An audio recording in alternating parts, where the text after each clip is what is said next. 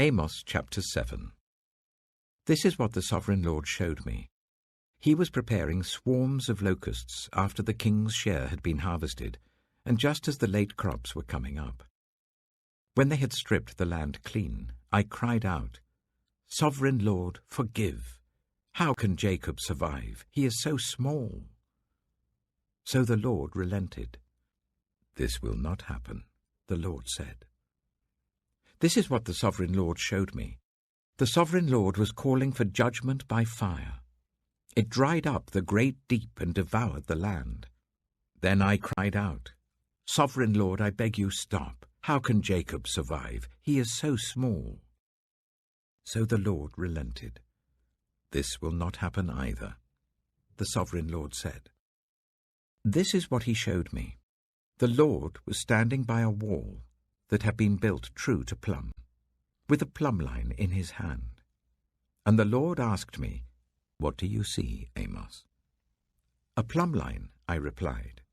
Then the Lord said, "Look, I am setting a plumb line among my people Israel.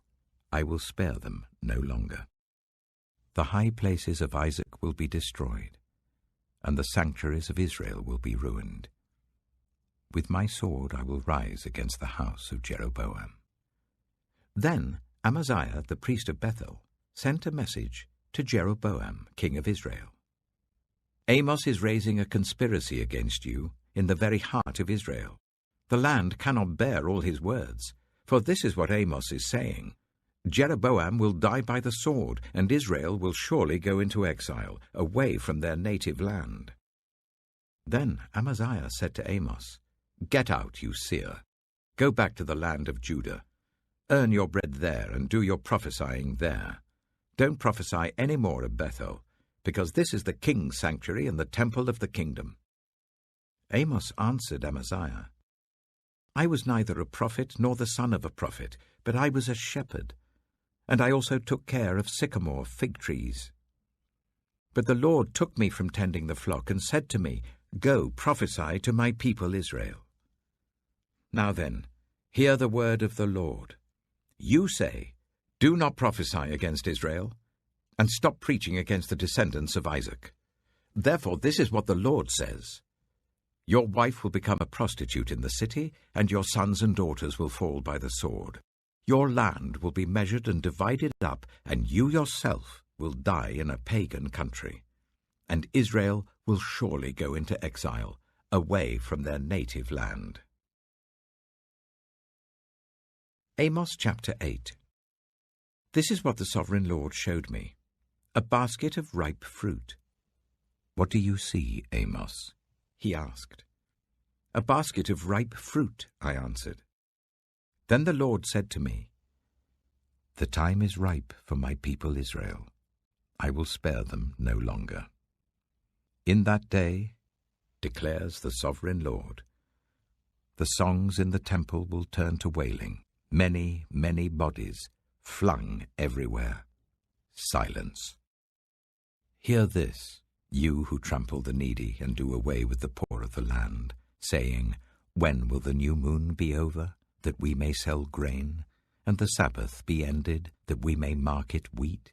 Skimping on the measure, boosting the price, and cheating with dishonest scales, buying the poor with silver and the needy for a pair of sandals, selling even the sweepings with the wheat. The Lord has sworn by himself, the pride of Jacob, I will never forget anything they have done. Will not the land tremble for this, and all who live in it mourn? The whole land will rise like the Nile. It will be stirred up and then sink, like the river of Egypt. In that day, declares the sovereign Lord, I will make the sun go down at noon, and darken the earth in broad daylight. I will turn your religious festivals into mourning, and all your singing into weeping. I will make all of you wear sackcloth and shave your heads. I will make that time like mourning for an only son, and the end of it like a bitter day.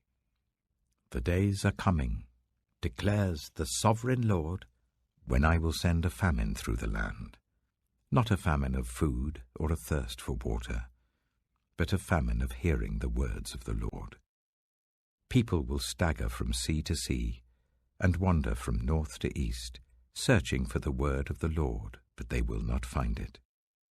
In that day, the lovely young women and strong young men will faint because of thirst. Those who swear by the sin of Samaria, who say, "As surely as your God lives, Dan," or "As surely as the God of Beersheba lives," they will fall, never to rise again. Amos Chapter 9. I saw the Lord standing by the altar, and he said, "Strike the tops of the pillars, so that the thresholds shake. Bring them down on the heads of all the people. Those who are left I will kill with the sword. Not one will get away, none will escape. Though they dig down to the depths below, from there my hand will take them. Though they climb up to the heavens above, from there I will bring them down. Though they hide themselves on the top of Carmel, there I will hunt them down and seize them. Though they hide from my eyes at the bottom of the sea, there I will command the serpent to bite them. Though they are driven into exile by their enemies, there I will command the sword to slay them. I will keep my eye on them, for harm and not for good. The Lord Almighty, he touches the earth and it melts, and all who live in it mourn. The whole land rises like the Nile, then sinks like the river of Egypt. He builds his lofty palace in the heavens and sets its foundation on the earth. He calls for the waters of the sea and pours them out over the face of the land. The Lord is his name. Are not you Israelites the same to me as the Cushites? Declares the Lord.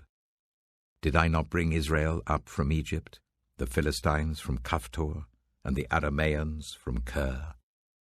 Surely the eyes of the sovereign Lord are on the sinful kingdom. I will destroy it from the face of the earth. Yet I will not totally destroy the descendants of Jacob, declares the Lord. For I will give the command, and I will shake the people of Israel among all the nations, as grain is shaken in a sieve, and not a pebble will reach the ground. All the sinners among my people will die by the sword, all those who say, "Disaster will not overtake or meet us." In that day I will restore David's fallen shelter. I will repair its broken walls and restore its ruins, and will rebuild it as it used to be, so that they may possess the remnant of Edom and all the nations that bear my name. Declares the Lord, who will do these things. The days are coming, declares the Lord, when the reaper will be overtaken by the plowman, and the planter by the one treading grapes. New wine will drip from the mountains and flow from all the hills, and I will bring my people Israel back from exile. They will rebuild the ruined cities and live in them. They will plant vineyards and drink their wine. They will make gardens and eat their fruit. I will plant Israel in their own land, never again to be uprooted from the land I have given them, says the Lord your God. Psalm 140. Rescue me, Lord, from evildoers. Protect me from the violent, who devise evil plans in their hearts and stir up war every day. They make their tongues as sharp as a serpent's. The poison of vipers is on their lips. Keep me safe, Lord, from the hands of the wicked. Protect me from the violent, who devise ways to trip my feet. The arrogant have hidden a snare for me. They have spread out the cords of their net, and have set traps for me along my path. I say to the Lord, "You are my God." Hear, Lord, my cry for mercy. Sovereign Lord, my strong deliverer, you shield my head in the day of battle. Do not grant the wicked their desires, Lord. Do not let their plans succeed. Those who surround me proudly rear their heads. May the mischief of their lips engulf them. May burning coals fall on them. May they be thrown into the fire, into miry pits, never to rise. May slanderers not be established in the land. May disaster hunt down the violent. I know that the Lord secures justice for the poor and upholds the cause of the needy. Surely the righteous will praise your name, and the upright will live in your presence. Proverbs Chapter 27. Do not boast about tomorrow, for you do not know what a day may bring. Let someone else praise you, and not your own mouth, an outsider, and not your own lips. Stone is heavy and sand a burden, but a fool's provocation is heavier than both. Anger is cruel and fury overwhelming, but who can stand before jealousy? Better is open rebuke than hidden love. Wounds from a friend can be trusted, but an enemy multiplies kisses. One who is full loathes honey from the comb, but to the hungry even what is bitter tastes sweet. Like a bird that flees its nest is anyone who flees from home. Perfume and incense bring joy to the heart, and the pleasantness of a friend springs from their heartfelt advice. Do not forsake your friend or a friend of your family, and do not go to your relative's house when disaster strikes you. Better a neighbor nearby than a relative far away. Be wise, my son, and bring joy to my heart. Then I can answer anyone who treats me with contempt. The prudent see danger and take refuge, but the simple keep going and pay the penalty. Take the garment of one who puts up security for a stranger. Hold it in pledge if it is done for an outsider. If anyone loudly blesses their neighbor early in the morning, it will be taken as a curse. A quarrelsome wife is like the dripping of a leaky roof in a rainstorm. Restraining her is like restraining the wind, or grasping oil with the hand. As iron sharpens iron, so one person sharpens another. The one who guards a fig tree will eat its fruit, and whoever protects their master will be honored. As water reflects the face, so one's life reflects the heart.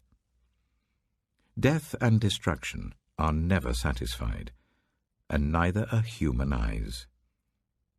The crucible for silver and the furnace for gold, but people are tested by their praise. Though you grind a fool in a mortar, grinding them like grain with a pestle, you will not remove their folly from them. Be sure you know the condition of your flocks. Give careful attention to your herds, for riches do not endure forever, and a crown is not secure for all generations. When the hay is removed, a new growth appears, and the grass from the hills is gathered in. The lambs will provide you with clothing, and the goats with the price of a field. You will have plenty of goat's milk to feed your family and to nourish your female servants.